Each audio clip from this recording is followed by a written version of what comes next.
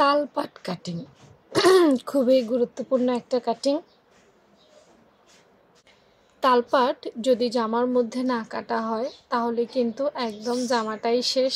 যারা বিশেষ করে ফিটিংস পোশাক, সুন্দর পোশাক পরতে চায় তাদের জামায় তালপাট কিন্তু দিতেই হবে। আজকে আমি আমার আপুদেরকে একটা তালপাট কাটিং করে দেখাবো, একদম রুলস বেসিক থেকে দেখাবো। পুরো ক্লাস এজন্য দেখতে হবে মনোযোগ দিয়ে। হ্যাঁ, আজকে আমার 42 আপুদের জন্য 42 সাইজের আপুদের তালপাট কাটিং করে দেখাবো। আচ্ছা, তালপাটের শেপটা দেখতে একটু অন্যরকম, বাঁকা বাঁকা লাগে না? হ্যাঁ, তালপাটের শেপটা কিন্তু বাঁকা। আমরা আরেকটু ভালোভাবে বুঝতে গেলে আমরা একটু দেখব যে মোহরার শেপটা কেমন। আপুরা চলে আসলাম মোহরার শেপ নিয়ে। দেখো, মোহরাটা সোজা, দেখছো, আর তালপাটটা বাঁকা। এখন ভালো করে বুঝতে পারছো না? হ্যাঁ, তো আসলে তালপাটের অনেক কাহিনী আছে, এগুলো আমি অনেক ক্লাসে বলছি। তো আজকে শুধু কাটিংটা দেখাই। হ্যাঁ, কাটিং স্কিলগুলো আমরা যদি কাগজে প্র্যাকটিস করি, এগুলো কিন্তু কাগজে খুব বেশি প্র্যাকটিস করতে হবে। হ্যাঁ, কাগজে প্র্যাকটিস করলে বেশি ভালো হবে। আচ্ছা, তালপাট শুধুমাত্র সামনের পাটে কাটতে হয়। আমি এখানে দুইটা পার্ট যদি নেই তাহলে মনে করো এটা সামনের পাট, এটা পেছনের পাট, ধরে বোঝার জন্য আর কি। তালপাট কাটিং করার জন্য প্রথমেই মোহরা কাটতে হবে, প্রথমেই। আচ্ছা, আমরা আজকে যেহেতু 42 সাইজের তালপাট দেখাবো, তাহলে প্রথমেই আমাদেরকে 42 সাইজের একটা মোহরা কেটে নিতে হবে। হ্যাঁ, চলো আগে আমরা একটা মোহরা কাটি।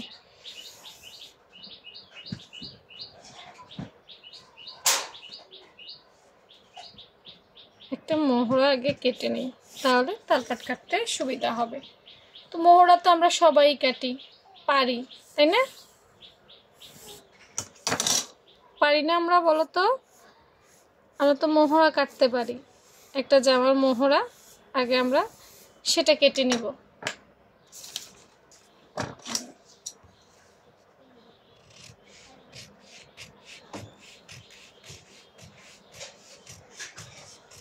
মোহরা সামনে পিছনে দুপাশেই কাটতে হয়, কিন্তু তালপাট দুপাশে কাটলে চলবে না। এইটা দেখো, একটা সুন্দর মোহরা কেটে নিছি। এটা সোজা, এটা কিন্তু এইটা হয়নি, এখন এইটা করতে হবে। আমাদেরকে মনে রাখতে হবে যে 42 সাইজের তালপাট কাটতে হলে আমাদেরকে 1 ইঞ্চি পরিমাণ কাটতে হবে। কতটুকু কাটতে হবে? আমি খাতাটা সরিয়ে ফেলি। 1 ইঞ্চি পরিমাণ কাটতে হবে। 1 ইঞ্চিটা আমরা কিভাবে ধরবো? এই দেখো, এটা হচ্ছে 1 ইঞ্চি, তাই না? আমরা সর্বপ্রথম এই যে দাগটা দেখতে পাচ্ছি, এই দাগ থেকে এই 1 ইঞ্চি এখানে একটা দাগ দিব সবার প্রথমে। হ্যাঁ, এই 1 ইঞ্চি দেখো, এই যে 1 ইঞ্চিতে এভাবে একটা দাগ দিয়ে আমরা এই যে স্কেল আছে এইখানে উপরের মাথা আমাদের ঠিক থাকবে, নিচের মাথা আমরা 1 ইঞ্চি এইভাবে বাঁকা একটা শেপ দিব। এই 1 ইঞ্চি হয়ে গেল, তাই না?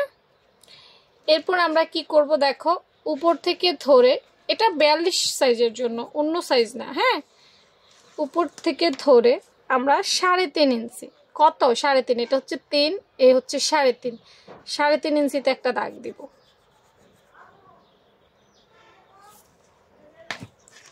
আমরা এভাবে যদি মিডল ধরি, না ধরলেও চলবে, তারপর আমি একটু দেখানোর জন্য দিলাম।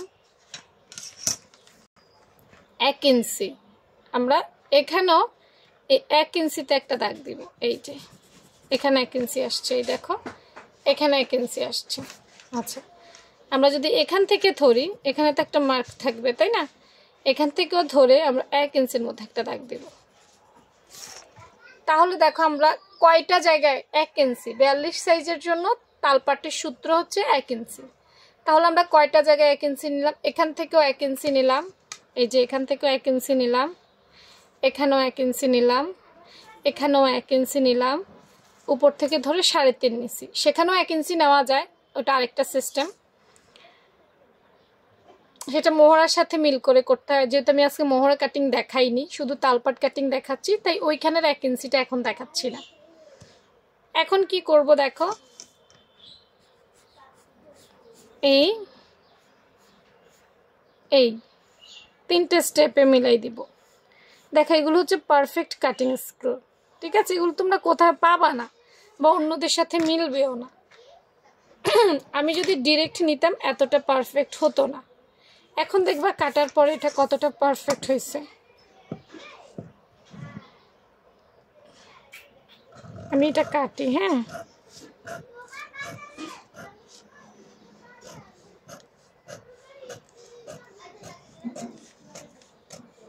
ঘুরিয়ে সুন্দর করে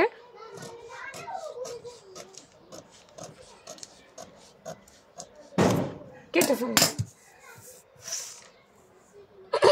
এবার দেখো এইটা হচ্ছে তালপাট। এই কাপড়টুকু বগলের নিচে যদি না কাটো জামা ফুলে থাকবে, জামা কিন্তু ফুলে থাকবে। এখন আসো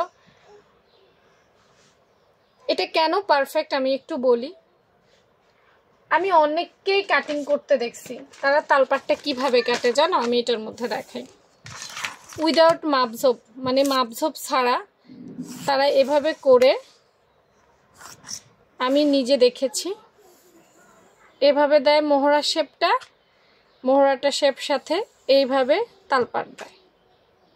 সত্যি কথা বলছি কিনা দেখো, তারা কিন্তু এভাবে দেয়। এভাবে দেওয়ার কারণে আমাদের ব্যাস্টের সাথে, শারীরিক গঠনের সাথে, হাতার সাথে এটা মিলে না। না মিলে কি হয়, ওই যে হাতার পাশে কুচ ধরে থাকে, বাড়তি হয়ে থাকে, ফুলে থাকে, যেই ফিনিশিং ওই লেভেলটা আসে না এইভাবে কাটার কারণে। আমরা ম্যাক্সিমাম আমি ইউটিউবে দেখেছি এইভাবে কাটে, যেটা সম্পূর্ণ ভুল। হ্যাঁ, কাটতে হবে এইভাবে, তাহলেই তোমাদের ড্রেসটা পারফেক্ট হবে। তো আমি আমার মতো দেখাইছি, আসলে অন্যকে ভুল বলার অধিকার আমার নাই, সরি। তবে এতটুকু বলবো, যেটা সঠিক না সেটাকে আমি বুক ফুলিয়ে বলতে পছন্দ করি যেটা সঠিক না। হ্যাঁ, যদিও ভুল ধরার অধিকার আমার নাই, সরি, তারপরও আমি বলবো এই পদ্ধতিটা যারা এভাবে করে এটা হচ্ছে ভুল পদ্ধতি, ঠিক আছে? এটা হচ্ছে সঠিক পদ্ধতি। তো এই ধরনের পদ্ধতি, ড্রয়িং, মেজারমেন্ট পেতে অবশ্যই পেজটা ফলো রেখো। ভালো থেকো সবাই, আল্লাহ হাফেজ।